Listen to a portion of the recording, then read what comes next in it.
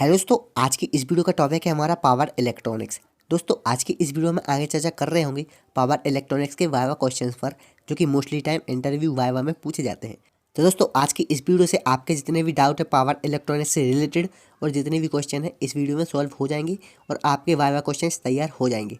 तो after the watching video अगर आपको लगे चैनल आपके लिए हेल्पफुल है तो चैनल को सब्सक्राइब कर दें। तो चलिए दोस्तों वीडियो को स्टार्ट कर लेते हैं।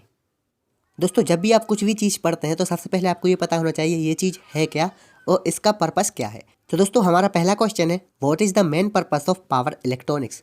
तो दोस्तों इसका आंसर है, the main task of power electronics is to control and convert electrical power from to another. Power electronics का मेन पर्पस विद्युत शक्ति इलेक्ट्रिकल पावर को एक रूप से दूसरे रूप में कंट्रोल एंड कन्वर्ट करने का है। जैसा कि आपका AC टू DC हो गया, DC टू AC हो गया, AC टू AC हो गया और DC टू DC हो गया। और जो डिवाइस इनको कन्वर्ट करता है AC to DC, DC to AC, इनको हम पावर इलेक्ट्रॉनिक्स डिवाइस बोलते हैं। Power electronics device mostly static device होते हैं। अब पूरे पावर इलेक्ट्रॉनिक्स में आपका रेक्टिफायर, इन्वर्टर, साइक्लो कन्वर्टर और चॉपर ही इंक्लूड है। तो दोस्तों यहाँ पर AC to DC rectifier convert करता है, DC to AC inverter convert करता है, AC to AC cycloconverter, DC to DC chopper. अब आपका यहाँ पर एक क्वेश्चन हो सकता है कि AC to AC cycloconverter करता है तो ट्रांसफार्मर भी तो यही चीज़ करता है। तो दोस्तों ट्रांसफार्मर और साइक्लो कन्वर्टर में कुछ डिफरेंस है। Transformer is a constant frequency device, you can't get variable frequency voltage output with transformer, and cyclo converter is variable frequency and variable voltage producing circuit.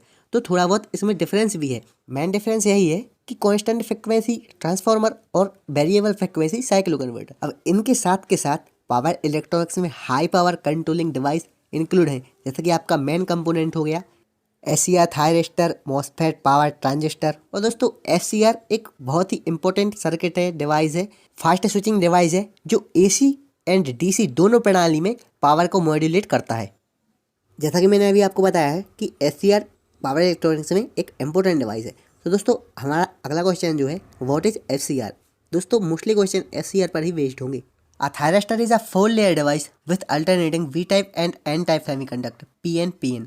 In its most basic form, a thyristor has three terminals: anode, cathode, and gate terminal. The gate controls the flow of current between the anode and cathode. Thyristor एक specific type का 4 layer वाला semiconducting electronic device है। इसमें 3 terminal होते हैं, anode, cathode and gate pulse, जिसे हम GV कहते हैं। इसे SCR भी कहा जाता है, जिसका मतलब सिलिकॉन कंट्रोल्ड रेक्टिफायर। यह एक यूनिडायरेक्शनल डिवाइस है। यह इलेक्ट्रिकल पावर को एक ही डायरेक्शन में फ्लो करने देता है। इसमें अर्धचालक यानी कि सेमीकंडक्टर की 4 लेयर होती हैं, इसलिए इसमें 3 PN जंक्शन होते हैं जो आपस में सीरीज क्रम में जुड़े होते हैं। दोस्तों SCR में 2 इंपॉर्टेंट टॉपिक्स हैं, holding current and latching current. वो वीडियो में हम आगे चर्चा कर रहे होंगे, उसके पहले हम यूजेस ऑफ SCR देख लेते हैं।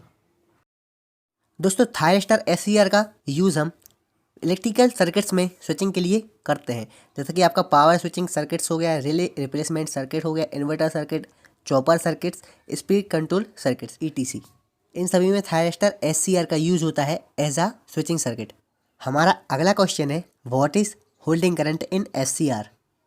It is the minimum current required to hold the SCR in forward conduction state when the forward current becomes less than holding current.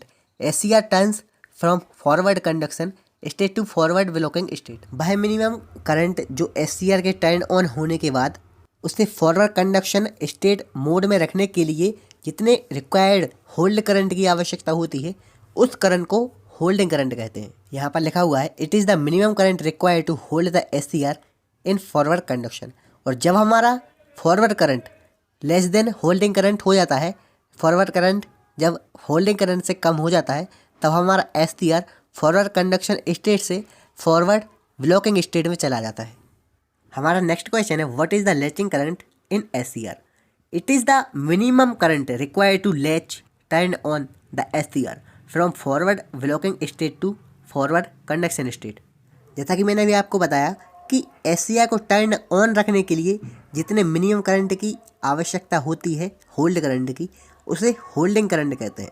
और जितने मिनिमम करंट की रिक्वायर्ड होती है SCR को टर्न ऑन करने की, लैचिंग करने की, उसको लैचिंग करंट कहते हैं। यहाँ पर लिखा हुआ है, it is the minimum current required to turn on the SCR इसी के साथ कुछ turn on turn off methods हैं FCR की, इनके बस आप नाम ही याद कर लीजिएगा, स्टडी कर लीजिएगा। हमारा नेक्स्ट क्वेश्चन है what are the different turn on methods of SCR। इसमें आता है आपका forward voltage triggering, gate triggering, dV/dt triggering, temperature and light triggering. इन ट्रिगरिंग मेथड्स का यूज़ करके हम SCR को टर्न ऑन कर सकते हैं। नेक्स्ट क्वेश्चन है हमारा what is meant by commutation. अब देखिए जो कम्यूटेशन का प्रोसेस होता है, कम्यूटेशन का यूजेस वो SCR को टर्न ऑफ करने के लिए किया जाता है। The process of changing the direction of current flow in a particular part of the circuit it is use to turn off the SCR। आपने कम्यूटेशन का type A, type B, type E पढ़ा होगा। ये सभी commutation का use SCR को turn off कराने के लिए किया जाता है। इसमें होता क्या है, ये करंट फ्लो की डायरेक्शन को एक पर्टिकुलर पार्ट सर्किट में चेंज कर देता है, करंट फ्लो की डायरेक्शन को चेंज कर देता है, जिससे हमारा SCR टर्न ऑफ हो जाता है। याद रखिएगा कम्यूटेशन का यूज़ SCR को टर्न ऑफ कराने के लिए किया जाता है। नेक्स्ट क्वेश्चन है हमारा what is meant by cyclo converter. तो देखिए जो हमारा साइक्लो कन्वर्टर है इसको हम फ्रिक्वेंसी चेंजर के नाम से ही जानते हैं, क्योंकि इसका काम ही है फ्रिक्वेंसी को चेंज करना। यहाँ पर लिखा हुआ है it is also known as frequency changer. It converts input power at one frequency to output power at another frequency. Example के लिए आप ऐसा समझ सकते हैं कि साइक्लो कन्वर्टर के आप इनपुट में 230 वोल्ट दे रहे हैं और 50 हर्ट्ज फ्रिक्वेंसी, तो आउटपुट साइड में आपको मिल रहा है 230 वोल्ट, लेकिन फ्रिक्वेंसी चेंज होकर मिल रही है 40 हर्ट्ज। तो यहाँ पर चेंज हुआ ना, या फ्रिक्वेंसी चेंज हुआ, तो इसको फ्रिक्वेंसी चेंजर ही बोलते हैं साइक्लो कन्वर्टर को।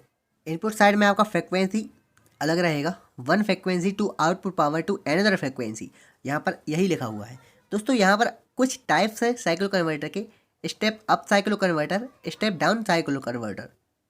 अगला क्वेश्चन है हमारा व्हाट इज चॉपर। तो दोस्तों चॉपर आप याद रखने के लिए ऐसा समझ लीजिए, चॉपर एक प्रकार का ट्रांसफार्मर ही है, और बोले तो ट्रांसफार्मर ही है। डिफरेंस बस ये है कि ट्रांसफार्मर AC टू AC करता है और चॉपर हमारा DC टू DC करता है। अ chopper is a device that convert fixed DC into a variable DC output voltage directly. अब मैंने आपको बताया है कि ट्रांसफार्मर ही जैसा समझ लीजिए चॉपर को।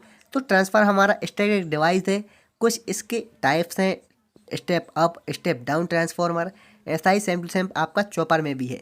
चॉपर आपका स्टैटिक डिवाइस है, साथ के साथ कुछ चॉपर के टाइप्स हैं, step up chopper, step down chopper, class A, class B chopper. और दोस्तों इसके कुछ एप्लीकेशंस हैं जो कि बहुत ही इंपॉर्टेंट है। In DC motor as speed controllers, DC voltage boosters, battery chargers, railway system, electric cars ETC।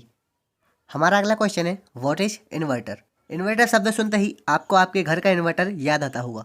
तो दोस्तों उसमें दो प्रकार का प्रोसेस होता है, AC to DC, DC to AC। लेकिन ये इन्वर्टर हमारा वही है, लेकिन इसमें एक ही प्रोसेस होता है, DC to AC। Inverter is a power electronics device which use to convert DC voltage into AC voltage. Inverter के कुछ टाइप्स हैं, single phase inverter, 3 phase inverter, half wave, full wave, bridge inverter.